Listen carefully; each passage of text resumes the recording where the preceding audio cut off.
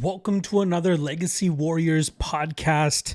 This week we're actually having two episodes. The first of which I'll be covering here, is going to be for LFA 222, whereas tomorrow's episode will be covering the Cage Warriors event, which I believe is Cage Warriors 196 or 197. But either way, that one will be up for you guys Friday, late afternoon, evening-ish time. But here we are the night before LFA 222, breaking down this card going down from Connecticut, I believe it is. The main event features an LFA title fight between champion Vinicius Pires going up against LFA newcomer Artem Belakh. Decently lined fight there. I can't wait to break it down for you guys. And yeah, if you guys enjoy the LFA breakdowns and Cage Warriors breakdowns, make sure you guys hit that subscribe if you haven't already. And also a reminder, I got all my UFC 322 content dropped on the channel, so you guys can check that out as well.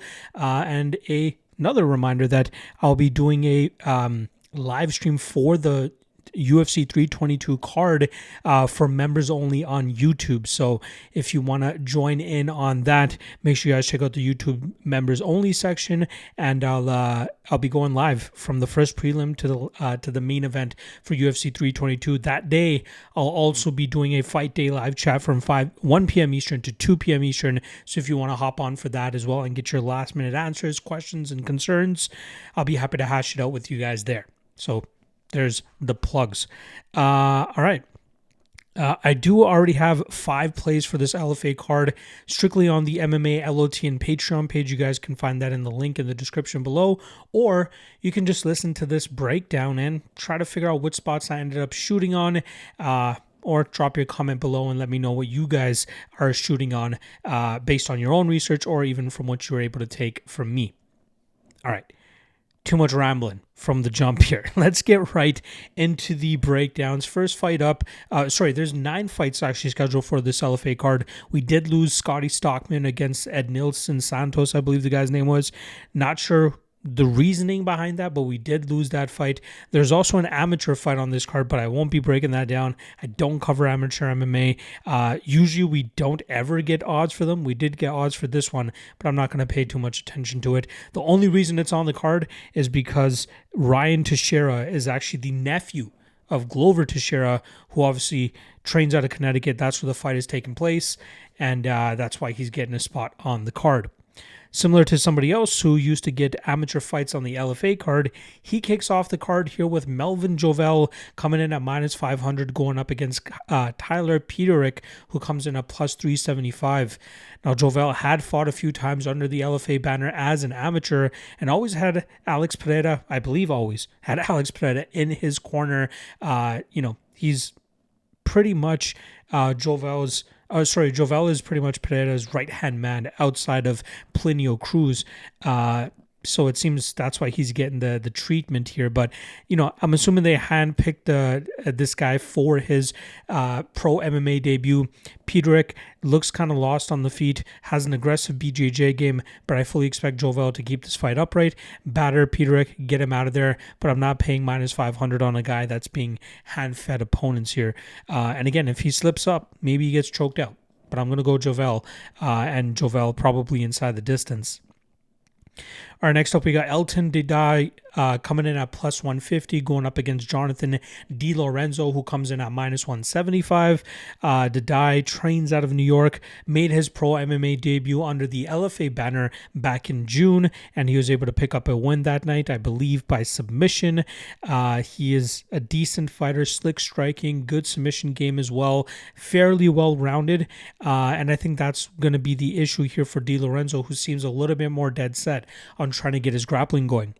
Di Lorenzo is 5-0 as an amateur, now 2-0 as a pro, so he looks good. But the issue is, I think Di Lorenzo will struggle to keep Dedaj in bad positions, and that will eventually lead to Dedaj either throwing up submissions, catching something off his back, or forcing Di Lorenzo to strike with him, and then I think he'll get the better of him there, outstrike him, touch him up, maybe even find the finish. But I do like Dedaj here at +150.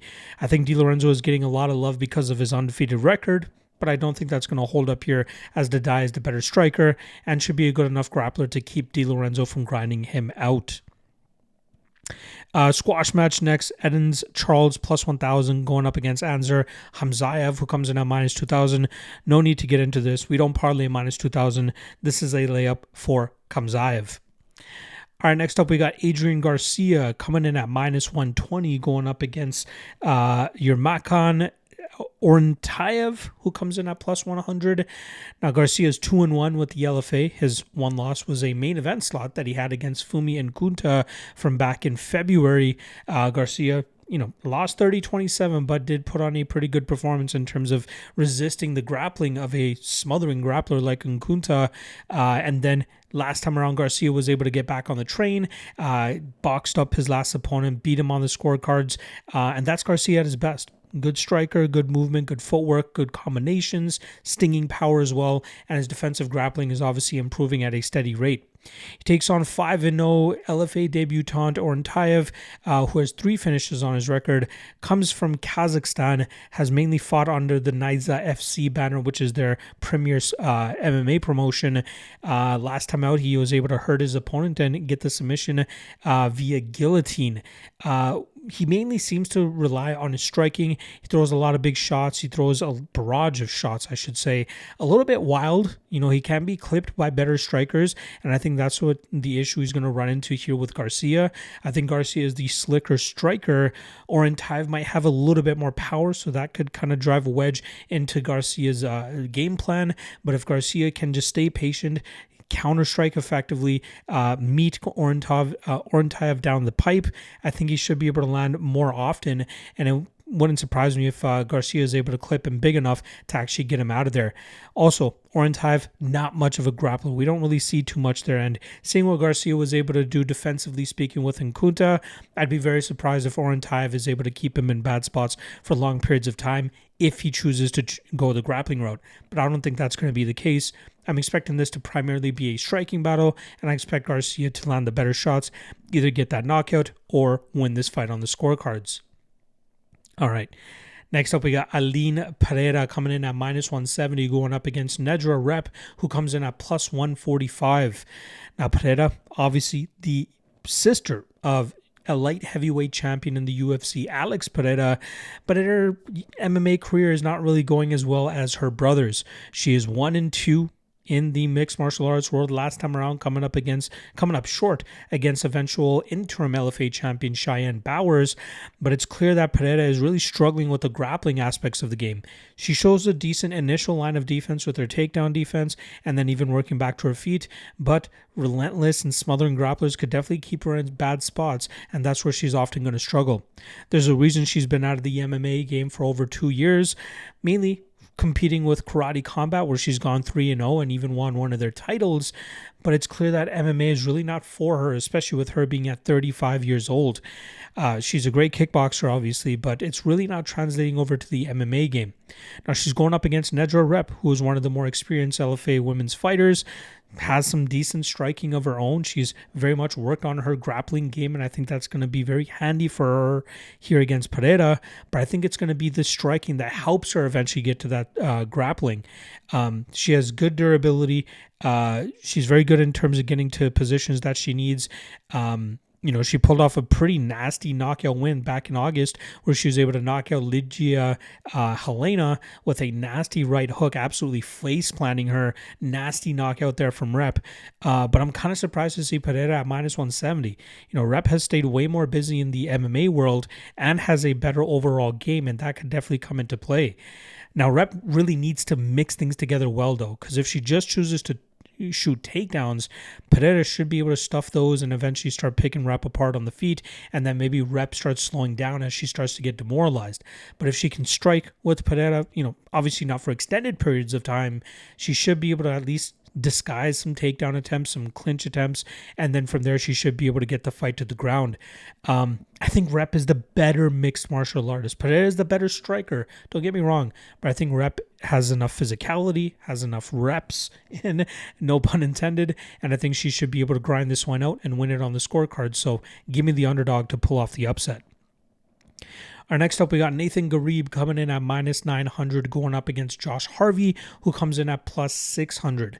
Ghareeb a guy that I came across about 4.5 years ago when he competed for Bellator, ended up coming up short against Cody Law.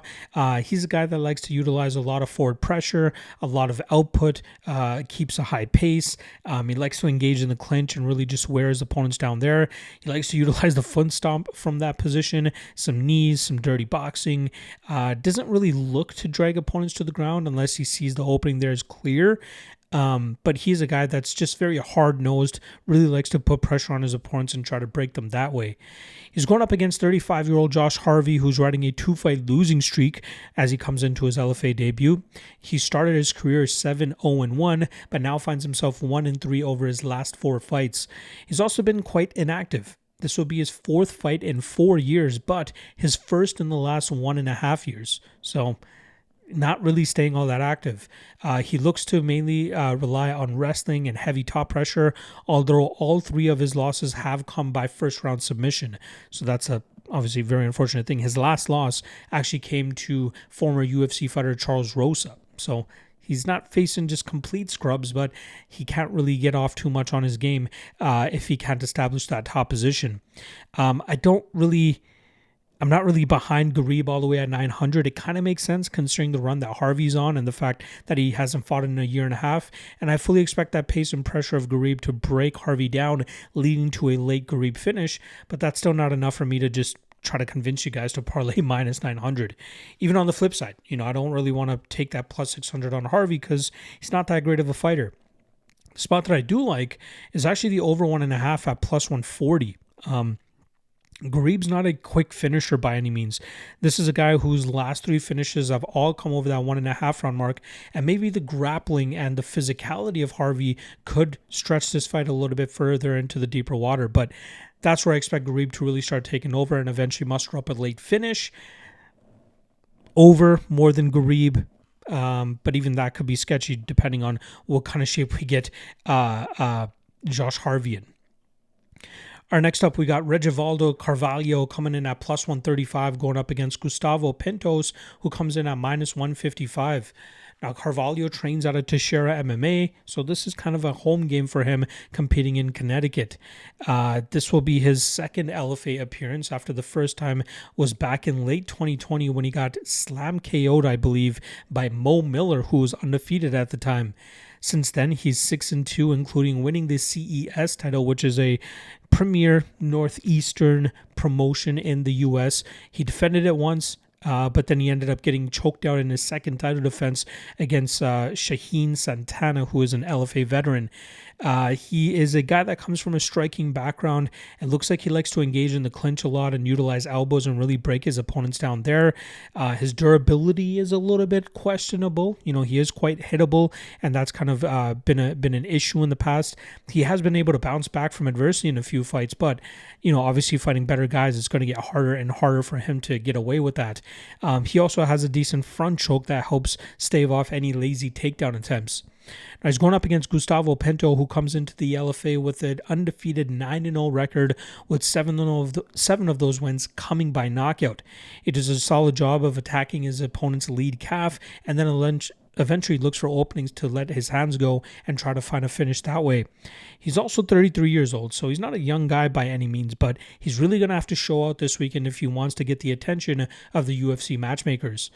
This is a fight where I lean on the aggressiveness of Pintos, really chop Carvalho's leg down, have good answers if Carvalho looks to get engaged in the clinch, and I think Pintos can just be a little bit more dangerous with his output and take advantage of the questionable striking defense of Carvalho. So I'm going to go Pintos here. Not a whole lot of confidence there, but I do think he wins this fight, and I'm going to probably say he wins it on the scorecards.